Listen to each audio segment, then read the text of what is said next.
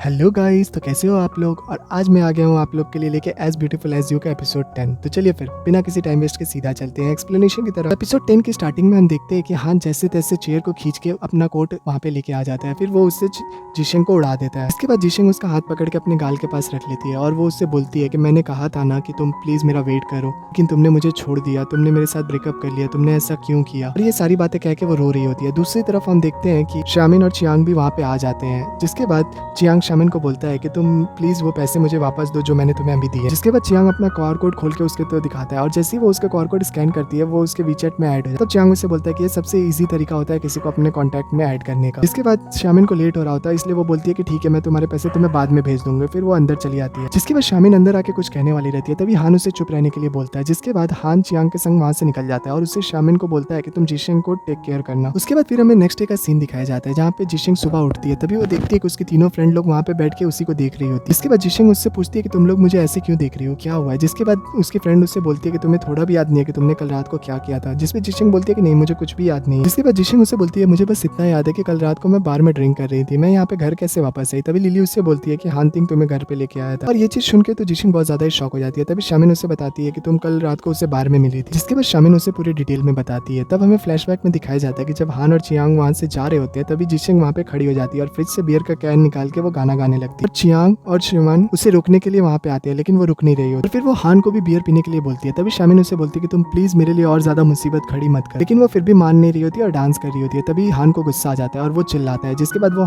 जिशंग के हाथ से बियर का कैन छीन के टेबल पे रख देता है और वो जिशंग को भी रुकने के लिए बोलता है। तभी जिशंग रोने लगती है और बोलती है कि तुम मेरे संग अच्छे से बिहेव नहीं कर रहे, तुम मेरे संग बहुत रूड बिहेव कर रहे हो। जिसके बावजूद ये चिंग रुक नहीं रही होती है। तभी जिशंग की बातें सुन के हान बहुत परेशान हो जाता है। फिर वो उसे उठा लेता है और शामिन से पूछता है कि इसका कौन सा रूम है। फिर वो उसे रूम दिखाती है। फिर हान उसे गोद में उठा के उसके रूम में पहुंचा देता है। फिर प्रेजेंट में जिशंग बहुत ज्यादा ही रिग्रेट फील कर रही होती है और वो बोलती है कि अब तो हान मुझे पागल ही समझेगा। इसके बाद उसकी फ्रेंड उससे पूछती है कि तुम्हारा क्या एजेंट से झगड़ा हुआ है। जिसके बाद जिशंग उन लोग को बताती है कि मेरा उसके साथ अब ब्रेकअप हो गया। जिसके बाद विचन उससे पूछती है कि तुम्हारा रिलेशन तो इतना अच्छा था उसके साथ, फिर ब्रेकअप कैसे हो। इस पे जिशंग उससे बताती है कि उसने कहा कि हम दोनों के फ्यूचर गोल्स अलग है, हम दोनों एक दूसरे के लिए सही नहीं है, इसीलिए उसने ब्रेकअप कर लिया। और इतना बोल के वो रूम के अंदर चली जाती है। लिली उसके दोनों फ्रेंड से बोलती है कि तुम लोग अभी विचन का इसके सामने जिक्र नहीं करोगे। और दूसरी तरफ जिशंग अपने रूम में लेटी हुई रहती है और बोल रही होती है कि एक रिलेशनशिप को दो लोग स्टार्ट करते हैं लेकिन तोड़ता तो सिर्फ एक ही है। वो ये भी सोच रही होती है कि जिस बॉयफ्रेंड के साथ उसने 4 साल गुजारे वो एक पल में गायब हो गया। तभी अचानक से उसके फोन में हान का मैसेज आता है जिसमें उसने एक डॉक्यूमेंट भेजा रहता है और साथ ही उसने ये मैसेज भी किया रहता है कि उसे उसकी कंपनी का एनुअल रिपोर्ट न्यू ईयर से पहले चाहिए। जिसके बाद जिशंग जोर शोर से अपने काम पे फोकस करना शुरू कर देती है और जब वो अपने काम से वापस आ रही होती है तब उसे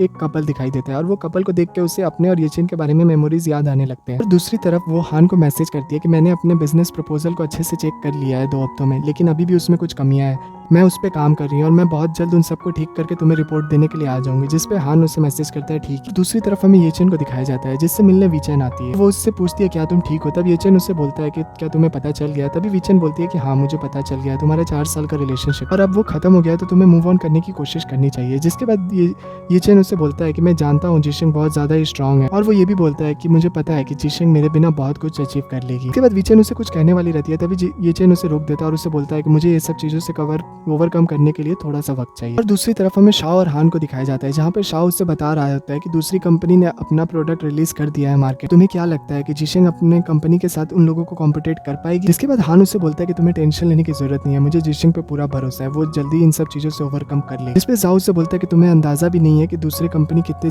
जल्दी अपने प्रोडक्ट को मार्केट में ला रही है, अगर तुम जल्दी कुछ नहीं करोगे तो तुम्हारी इन्वेस्टमेंट बेकार हो जाएगी। जिसपे हान उससे बोलता है कि तुम्हें अच्छे से पता है मैं कभी भी कोई गलत सौदा नहीं करता, मुझे जिशंग पे पूरा भरोसा। हान वहां से जाने लगता है। तब शाओ उससे पूछता है क्या तुम लंच नहीं करोगे। जिसपे वो बोलता है कि हानियोंग की कंपनी ने अपना प्रोडक्ट लॉन्च कर दिया है, अगर मैं जल्दी कुछ नहीं किया तो फिर हानियोंग का पूरा प्रेशर वो जिशंग पे डाल देगी। जिसके बाद हमें ऑफिस का सीन दिखाया जाता है जहाँ पे उसका सेक्रेटरी आके उसे बताता है हानियोंग की कंपनी ने अपना प्रोडक्ट लॉन्च कर दिया और जल्दी अगर जिशंग ने अपना प्रोडक्ट लॉन्च नहीं किया तो सारा प्रेशर आप पे आ जाएगा इन्वेस्टमेंट इंस्टॉलमेंट मीटिंग में। इसके बाद हान उससे पूछता है क्या तुम्हारा कभी दिल टूटा है। इस पे उसका सेक्रेटरी हाँ बोलता है। तब हान बोलता है कि तुम्हें उन सब चीजों से ओवरकम करने में कितना टाइम लगा। इस पे वो 1 से 1.5 महीना बोलता है। तभी हान बोलता है कि ये तो बहुत ज्यादा टाइम है, इतना टाइम नहीं है हमारे। लेकिन तभी उसके फोन में जिशंग का मैसेज आता है और वो बोलती है कि उसने अपना बिजनेस प्रपोजल सब कुछ ठीक कर लिया और वो आज शाम को अपनी रिपोर्ट देने के लिए आ रही है, जिसपे हान उसे ओके बोल देता है और ये मैसेज पढ़ के हान बहुत ज्यादा खुश हो जाता है। उसके बाद शाम में जिशेंग हान के पास आ जाती है। इसके बाद हान उसे देख के बोलता है कि मुझे तो लगा था कि तुम अब अपना बिजनेस कंटिन्यू नहीं करो। इस पे जिशेंग उसे बोलती है कि मैं उस दिन के लिए माफी चाहती हूँ, उस दिन मैं कुछ ज्यादा ही ड्रंक हो गई। जिसके बाद हान उसके क्लोज आने लगता है और फिर ये देख के जिशेंग पीछे हटने लगती है। तभी हान उसके पास से आके उसके जैकेट से एक धागा निकालता है और फिर वो उससे बोलता है कि लोग अक्सर ड्रिंक करने के बाद सच बोलते हैं ना।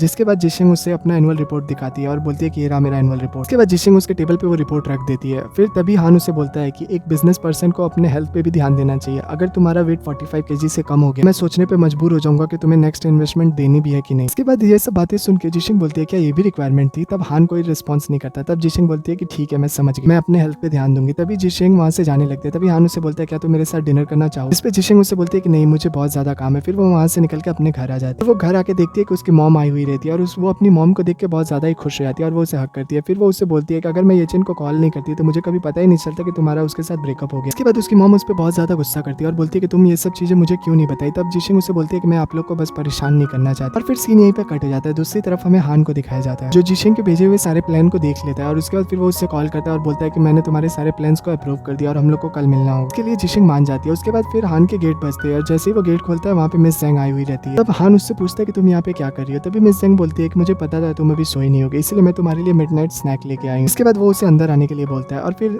मिस जेंग अंदर आके देख लेती है कि हान जिशेंग का ही प्रपोजल पढ़ रहा होता है। इसके बाद मिस जेंग हान को बोलती है कि मैं चाहती हूँ कि डॉक्टर चैन को तुम मेरे कंपनी में इनवाइट कर। जिसके लिए हान मान जाता है और बोलता है कि मैं डॉक्टर चैन से बात करूंगा। और दूसरी तरफ हम कल का सीन दिखाया जाता है जहाँ पे सुबह में हान सूप बना रहा होता है जिशेंग के लिए और साओ भी वहीं पे रहता है। और जब वो जिशेंग के लिए सूप पैक कर रहा होता है तब साओ उससे बोलता है कि मैं भी थोड़ा पी ले। तभी हान उससे बोलता है कि मैं पहले जिशेंग के लिए पैक कर लूँ, उसके बाद जो भी बचेगा तुम पी ले। इसके बाद वो जिशेंग के लिए सूप पैक करके वहाँ से निकल जाता है और जब हान वहाँ पे जिशेंग की कंपनी पहुंचता है तब वहाँ पे उसकी मॉम आई हुई रहती है। इसके बाद वो अपना इंट्रो उसे देती है और वो बोलती है कि मैं जिशेंग की मॉम हूँ और जिशेंग ने मुझे बताया था कि तुम उसके कंपनी के इन्वेस्टर हो। उसके बाद फिर वो लोग साथ में अंदर आते हैं। जिसके बाद हान अपने साथ लाया हुआ खाना वहाँ पे टेबल पे रख देता है। तभी वहाँ पे उसकी मॉम उसको स्ट्रॉबेरीज देती है वॉश करने के लिए और जैसे ही हान उस स्ट्रॉबेरीज को लेकर वॉश करने जाता है तभी वहाँ का टैप टूट जाता है और वहाँ पे बहुत ज्यादा पानी गिरने लगता है। इन सब चीजों की वजह से हान के सारे कपड़े भीग गए रहते हैं। तभी वहाँ पे जिशेंग की मॉम उसे जिशेंग की एक शर्ट देती है और उसे पहनने के लिए बोलती है। तभी हान नीले से मना कर रहा होता है। तभी उसकी मॉम उसे जबरदस्ती करती है और उसे बोलती है कि तुम अगर कपड़े नहीं सुखाओगे तो तुम्हारी तबियत खराब हो जाए। इसके बाद हान उसका दिया हुआ स्वेटर पहन ले। तभी वहाँ पे जिशेंग आ जाती है और वो हान को उसके कपड़े पहने हुए देख के बहुत ज्यादा ही शॉक हो जाती है। जिसके बाद हान उसे बताता है कि उसके टैप टूट गया था और उसका कपड़ा भीग गया था, इसीलिए उसने उसके कपड़े पहने हुए हैं। और फिर वो उससे उसका बिजनेस प्रपोजल दे देता है और बोलता है कि मैंने सब कुछ देख लिया और उसे अप्रूव कर दिया। तभी वो वहाँ से जाने लगता है। तभी जिशेंग की मॉम उसे बोलती है कि तुम प्लीज इतना सारा खाना है यहाँ पे, तुम हमारे साथ खाना खा के। लेकिन वो रुक नहीं रहा होता है। तभी वहाँ पे जिशेंग भी उससे रिक्वेस्ट करती है। तब वो मान जाता है और फिर वो लोग साथ में बैठ के लंच करते हैं और लंच करते टाइम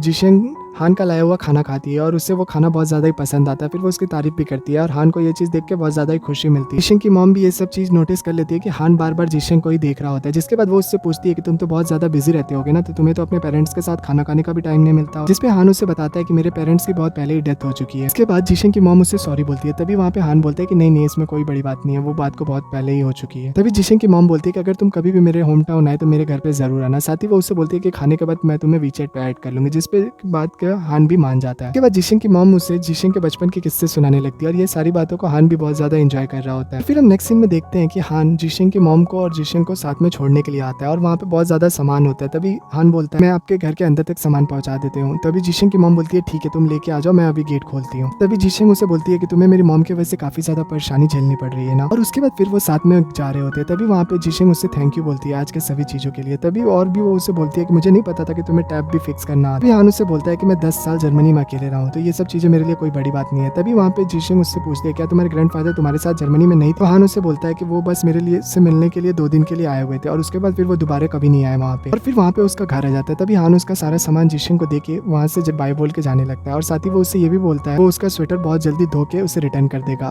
तभी जिशेंग हंसने लगती है। तभी हान बोलता है क्या हुआ? तब जिशेंग बोलती है कि मुझे माफ करना, मैंने तुम्हें कभी ऐसे देखा नहीं है इसीलिए मुझे हंसी आ रही है। हान तभी वहाँ पे बाय बोल के वहाँ से निकल जाता है और इसी के साथ हमारा एपिसोड 10 यहाँ पे एंड हो जाता है। इसका नेक्स्ट एपिसोड बहुत जल्द हमारे चैनल पे अपलोड होगा। तब तक प्लीज हमारे वीडियो को लाइक और हमारे चैनल को सब्सक्राइब कर दे। जल्दी मिलते हैं इसके नेक्स्ट पार्ट में, तब तक के लिए बाय बाय।